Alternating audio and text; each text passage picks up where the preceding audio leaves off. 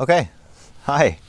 Welcome to my new recording space. I'm back with my parents for university, and their kitchen's getting renoed. So the place where I normally film is going to be super loud and people stomping and whatnot. So I got one of these little guys. I don't really know how to use it, so if there's background noise and clothes rustling, I'll try to avoid that. I'll stop talking when cars are coming by, but we'll see what happens. This tree I'm under is like a lovely place to film. I'm actually really pleased with this bench in my parents' yard. But there's some the tree itself is flowering, and there's some big fat bees up there, which is just terrifying. But we'll see how that goes. I just want you to know how brave I'm being to make this video for you all. So the lighting out here is also kind of weird. Like if my face looks really red, it is.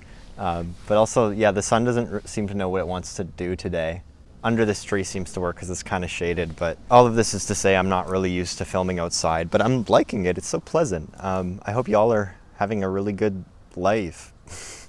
April was a really good month, and I'm really pleased to have experienced it, I suppose. But having said that, I didn't read as much as I normally do, and I know the uploads have been a little bit less frequent. When it was really wintry and glum outside, I was getting a big kick out of reading as much as I possibly can in my spare time, and while doing these videos are super fun. I really am enjoying this channel so far.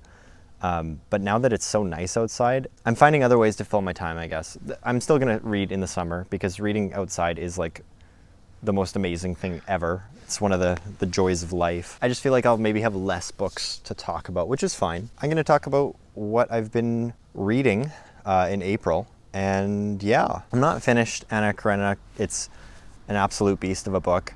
I've been picking up other things in between. I did read The Stranger by Albert Camus, or L'étranger, I believe is the French. I'll read the back for you before I get into what I thought, I suppose. Since it was first published in English in 1946, Albert Camus's first novel, The Stranger, has had a profound impact on millions of American readers. Through the story of an ordinary man who unwittingly gets drawn into a senseless murder on a sun-drenched Algerian beach, Camus explored what he termed the nakedness of man faced with the absurd. It was an interesting book that I feel like I didn't give it enough of a shot. And for the record, I did quite enjoy it. I just feel like I could have gotten even more out of it if I had been paying attention a little better.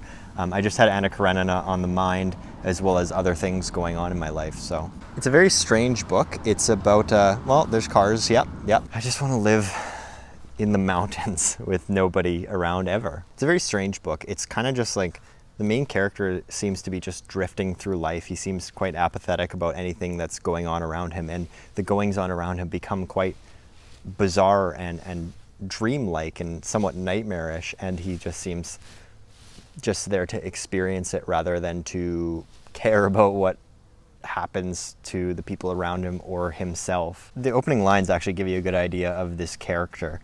He says, "Mama died today." Or yesterday maybe, I don't know. So like he finds out his mom dies and he's not fully certain when it was. The days kind of blur together. It goes from there, like he goes to the funeral and doesn't express any emotion about it. And some other things happen, which I don't know how much I should be spoiling to y'all. But he's kind of just witness to it. It's one of those books where the actual goings on of what happens, it's important, but it's not a plot-driven book. It's more about the meaning behind each sentence. It's very short, and it's also just packed with meaning. Every sentence has a purpose, it seems, and I feel like I could have gotten more out of it if I had paid more attention to that purpose instead of reading it as like a plot book, if that makes sense. It seems like something that I would get a lot of enjoyment out of reading again in the future and really poring over every line just to extract as much meaning as possible. It's a very interesting philosophy in the book. To everyone around the main character, it seems as if he doesn't care about anything, like nothing matters to him. And it's kind of like that, like there's a meaninglessness to his existence, and he's so aware of the meaninglessness and the pointlessness of life. I don't know if I'm reading it wrong, but there's almost an interesting optimistic nihilism to him. as well. He seems to, and he doesn't outline it in very certain terms at any point, but he seems to believe that nothing in life matters. Each person does not matter in the grand scheme of things, because in a billion years none of us will be here. But because of that, everyone's kind of equally worthless, which is like that's a bleak thing to say, I suppose. But what I mean to say is that he doesn't place special meaning towards anything in particular. Everyone's equal in their experience of this one life we get, and we get to be witness to it and experience what we experience. And that's what we get. That's the hand we're given. Oh my God! Guest starring the bee. I don't know. I don't know that he goes so far as to say, because life is meaningless, we can create our own meaning and create our own purpose and find beauty in the life we're given, which is kind of what I would lean towards. I think he's a little bit more nihilistic than that, but it's fascinating. I wouldn't say that his attitude is like, because life is meaningless, it's not worth living. To him, it's just like, this is what we get, and he just seems to accept it either way, which is, there's something profound and interesting about that. The main character is kind of annoying because he comes across as kind of pessimistic at times, but I don't know, I feel like there's more to this book than I gathered on a first read, and I would be happy to read it again. Maybe not immediately, but I will at some point. So if that little rambling interested anybody, I would say check it out. It's so short, and like it's very simple writing, and I don't mean that in a bad way. It's very easy to read.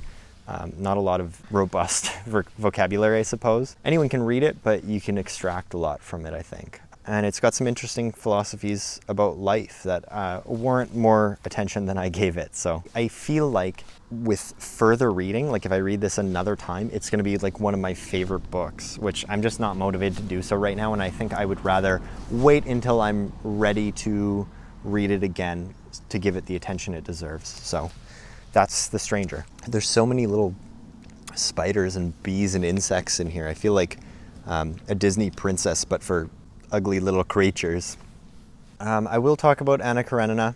I just want to say a book that I am reading right now that I'm liking a lot is The Lodger by Marie Belloc Lowndes. I don't remember when this book was written, a while ago, because it's in the public domain. You can get it for free as an ebook online at this point. This one I heard about through A Movable Feast by Ernest Hemingway, and I would not have known about it unless he mentions it in that book. He's talking about his time in Paris as a young man in A Movable Feast in, like, I believe the 20s, maybe the 30s. He talks a little bit about the books that inspired him when he was starting out as a writer, and one of them is the books of Marie Belloc Lowndes, who's a female writer at the time. She writes thriller novels, maybe some dramatic stuff, I don't know. This one's a thriller. Anyways, he talked about it and said it's a very good, exciting thriller book, and he said it's very competently written. I appreciate his writing style, and I kind of trusted his judgment on that. And I'm giving it a chance. I'm not through it yet, but I'm really enjoying it as well. And it's weird, like Marie Belloc Lowndes, I don't know if I'm just not well versed in classic literature, but I feel like she doesn't get much attention maybe. Maybe that's not correct to say, I don't know. I wouldn't have known about her unless I read A Movable Feast, and it's a very exciting book, and it was written so long ago by a woman writer, which is also great, you know? I went into it knowing that it is a thriller novel based on the murders of Jack the Ripper. At the very beginning of the book, there is a husband and wife who are almost destitute poor. I'm not sure it explains fully why. They can't work anymore, and they're just like basically selling off furniture and items in their house, even family heirlooms, and trying to survive. They're in a desperate situation. And it seems like they're basically just waiting until they have nothing else to sell. Someone comes by, they do have an ad in their window for lodgings. They rent out rooms to people, and a lodger comes by, and he decides to rent 2 rooms. He wants the 2 upper floors of the house, and they happily do it. He pays them more than they would get from other people. They use like shillings and stuff, which like, I don't know what shillings or pounds or sterling, I don't know what any of that stuff is worth. The attitude that the wife of the couple gives is that he's giving a lot of money, like more than they would get from other people. So he's kind of a shabbily looking, strange, esoteric guy. But he's paying them lots, so they happily take him in. He's pretty low maintenance, although he's got a couple strange things about him. He goes out at nighttime. He does a lot of reading of the Bible, and, well, okay, that's not a weird thing. He's like poring over the Bible and studying specific verses, and the ones that he's studying are kind of gruesome. The Old Testament's pretty grim, right? And he's got weird things about him, like he basically never wants to see the husband. He only wants the wife to bring him food and answer to him if he needs assistance with anything. He just comes across as an odd guy. But because of their desperate times, they accept all this and take his money and take him in. And that's kind of where I'm at now. That's also pretty much as I can say without spoiling anything, I would assume. I want to say, just from my first impressions with the book, as soon as I started it, like knowing that it's about Jack the Ripper and it's called The Lodger, and this guy moves in and he's super weird and he goes out at night, when I started the book, I was like, okay, that's Jack the Ripper. So it seemed really obvious, so I thought it was like maybe one of those books where the dramatic irony is what makes it tense, like the husband and wife don't know, but the readers know that he is Jack the Ripper. And I do just want to say, about 7 or 8 chapters in, I'm getting the sense that maybe there's going to be a twist coming. I don't know if I'm going to be correct, but there's other characters being introduced where I feel like maybe he's not Jack the Ripper, and they're setting it up for, like, I feel like maybe she wanted it to seem really obviously like that's him, and maybe she's setting it up for something else. That's pretty much the only thoughts I have about the book, and again, I could be wrong because I'm not done, but I will keep you updated on how that's going. Okay, and then Anna Karenina. Yeah, I'm 3 parts into it. It's split up into chapters, but then also I think 8 parts, and I've finished 3, and I'm enjoying it a lot. I guess a little preface for anyone who doesn't know what Anna Karenina is. It is a book by the Russian novelist Leo Tolstoy, written in the 1800s, I believe, so very old book, very long book. It's about 1,100 pages, or like 1,000 depending on your print size, and it is widely regarded as one of the best novels of all time, if not the greatest novel of all time. Leo Tolstoy, I've never read anything by him. He considers it his best novel. I was pretty excited to read this one. I'm still excited to finish it. I feel like I don't know how much people know about this book going in, so I don't know what's spoilers. I'll give the general premise, and I feel like it's not a spoiler. So if you want to know nothing about the book, just skip to the conclusion. I'll put timestamps in the description, but here we go. We're going to talk about it a little bit. Anna Karenina, she is one of the main characters. I'm getting the sense that she's not the main character, but she is married to a guy and she falls in love with another gentleman, and there's a bit of a passionate affair, and that's what the book's about. It's detractors of the book call it soap opera-ish, but no, there's a lot of depth to the characters so far. They feel like real people, and there's lots of actions and motivations behind those actions that feel like things that I might do in the same situation, or other people I know might do in the same situation. So they all feel very real and fully realized, which is really impressive and interesting. It is a fairly large cast of characters, and they kind of intermingle. They all weave throughout the book as you're going, and they all have a part to play. Anna Karenina is one of the main characters. There's another character named Levin, and he's kind of becoming the main character, it seems. The first part kind of sets the stage. It introduces you to all the characters, and it gives you the sense that Anna Karenina is going to be the main character, and it sets the stage really well. The first part is super entertaining. All the characters are really enjoyable to read. It switches to different characters' perspectives, and truly there's no chapter in the first part where I was like, oh, this character is showing up again. I really enjoy hearing and learning about all these people, which is awesome. It does set up that Anna Karenina starts falling for this gentleman named Vronsky. And it kind of, doesn't go further than that at that point, but you can tell that she's feeling guilty about these feelings she has for this other gentleman in Russian society. In the first part, the character Levin also attempts to court a lady named Kitty. She's an 18-year-old, she's quite young, but he's in love with her. He's been family friends with her family for a long time, I think like lifetime family friends, and he decides he wants to marry her. And he owns a farm outside of the kind of metropolitan city area of where they are in Russia. I think Moscow, I can't remember. He's not a peasant. He owns farmland, but he's not city folk the way the rest of them are. The rest of the characters are somewhat aristocratic. So he comes from his farmland into the city so that he can ask for Kitty's hand in marriage. She says no because at the time she's being courted by Vronsky. He feels upset and rejected, but he returns home to his farm. He decides, I'm going to create meaning in my life by poring over my farmland and making things grow again and making this a really profitable, I don't know, meaningful project, I guess. Levin kind of comes off as a boss in the first because, yeah, he just gets rejected hard. He says, I want to marry you. And she says, nah.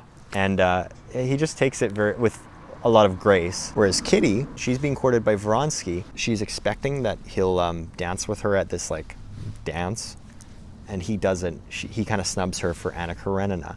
So that's kind of where the dramatic tension starts. In contrast to how Levin handles his rejection, Kitty's rejection by Vronsky, she's devastated. She's sick in bed for weeks at a time, which is a little dramatic, but she's also 18. It's understandable. I don't think that Tolstoy's intention was to say, Kitty, she's just the worst.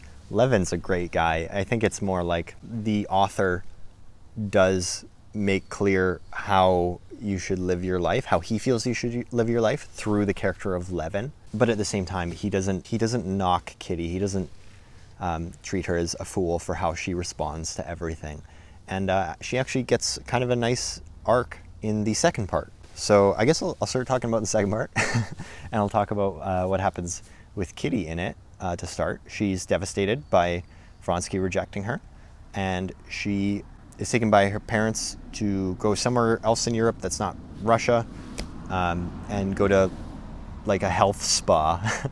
She spends some time at this resort, was the sense I got, and relaxes, and they're trying to make her feel better because she feels physically unwell from how devastated she is about the rejection.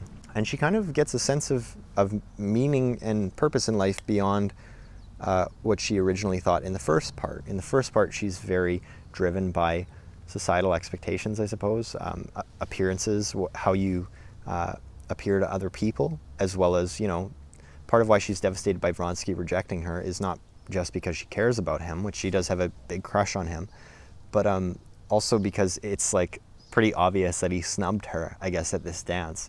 So she's very embarrassed and mortified, I would say. But in the second part, at this spa and this place in Europe, I can't remember, I'm sorry. I'm not very good at this. She meets another young woman who I believe is in her 20s, who finds meaning in helping, well, I guess people who are vulnerable populations. She nurses people back to health, and she is a caretaker for this other older woman.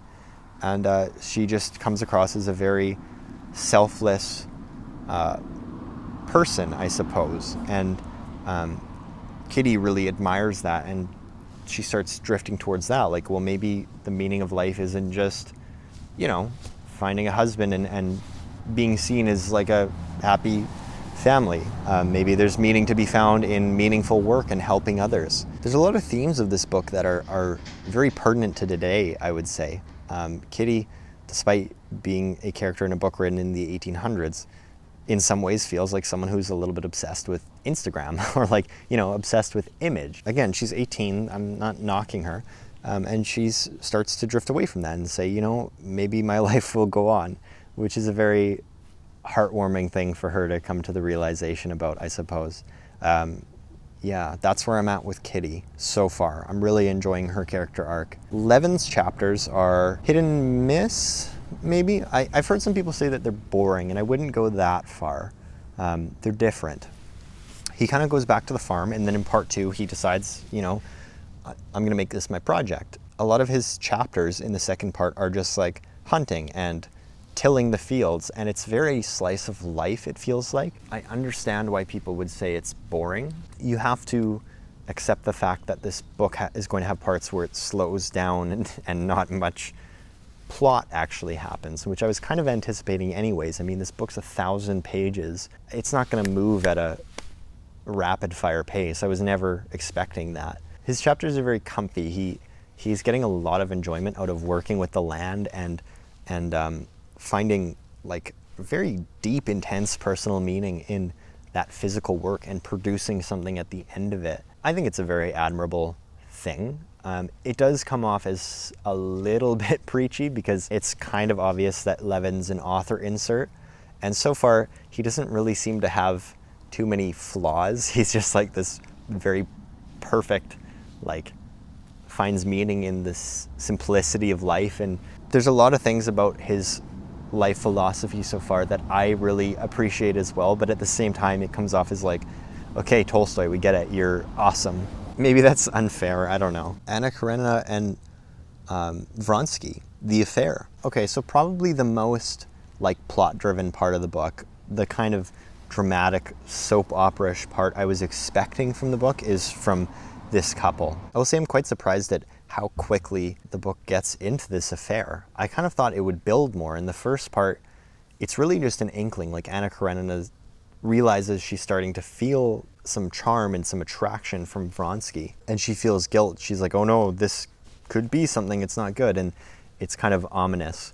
And then in the second part, they sleep together. It doesn't say that explicitly, but it implies that they sleep together and that they're caught. So like by the second part of the book, of like 8 or 9 parts, Anna Karenina's husband is aware of this affair. And it's pretty like shocking and just a surprising part of the book. I was surprised it happened so early. From there, the husband, well, okay, so Anna Karenina decides she loves Vronsky, she wants to be with him. Her husband decides otherwise. He's very appearance driven, and he decides, as long as people don't know about this affair or it's not explicitly said, we're going to keep this quiet and we're going to be the happy couple that we're supposed to be. So the book is about an affair, yes, but not really about the keeping a secret from the husband. It's more about keeping up appearances in life, which like I feel like that's a testament to how old this book is. Like, I don't anticipate that happens as often anymore. It seems like divorce was less accepted in the 1800s in Russia than in modern world. Who would have thought? I also don't know a lot about Russian culture at the time, but I get the sense that the wife did not have much power because Anna Karenina's husband says, no, we're staying together, and she's just kind of stuck, which like is wild. But yeah, now that I think about it, so far this book is a lot about appearances and whether that should matter. There's a lot of philosophy underneath the kind of soap opera-ish exterior, I suppose. It is about these characters, and there's dramatic tension and, well, an interesting plot, but underneath that, there's a lot of philosophizing about what is meaningful in life. Does your appearance to other people in society matter? What do you find meaningful in life? Is love the only thing that matters in life? Can you find meaning elsewhere? I guess I didn't really super in-depth get into everything that happens in part 2 and 3, but that's kind of where the characters are at right now, and that's what I'm thinking of it so far. I don't know if I'm misreading it, but I am very much enjoying it either way, so I don't really care. Yeah, it's a really good book so far. I'm actually pleasantly surprised by how much I'm liking it, because I thought it would be a really dry writing style for being written so gosh darn long ago, and it's really pleasant to read. It goes pretty quickly. I will keep you updated, but yeah, that's what I read in April. So like 2 half books and then one that's 100 pages. Good for you, man. I know this is mostly a book channel. There are some ideas for videos that I'm gonna do in the future that are not related to books. I guess, like, does anyone need a warning about that? Whatever. I feel like as long as the content's entertaining, hopefully people will watch it, but whatever. I'm really enjoying this channel. I have ideas for stuff related to shows and music coming up that I'm really excited to film. Hopefully that all goes well. If you don't hear much about books coming up, I'm sorry. Hopefully you will enjoy it either way. I think that's all I've got in me. Hopefully this audio was not too terrible to work with. I guess I won't know until I get to my computer to edit it. But yeah, I hope you all enjoyed this wrap up. I hope you're having excellent lives again, like day. Hope you enjoyed your April. I hope you enjoy your May. Do we want to get real for a second? Let's get real. I feel like winter was tough. And working on this channel kind of got me through it in some ways, but with the weather and being able to film this outside and just, you know, seeing people a little bit more. We're allowed outdoor gatherings where I'm in Canada. Things are really feeling good. And yeah, all of that is to say, I am really loving life, and I hope that comes across in videos moving forward. I'm so excited to be able to film them outside and not just in that little room that all my other videos are in. I hope you keep watching and enjoying and commenting and telling me what you'd like to see, because I do take it into consideration, even if someone says, hey, you should read this, and I don't wind up doing it. I may in the future. Thank you very much for watching. Take care.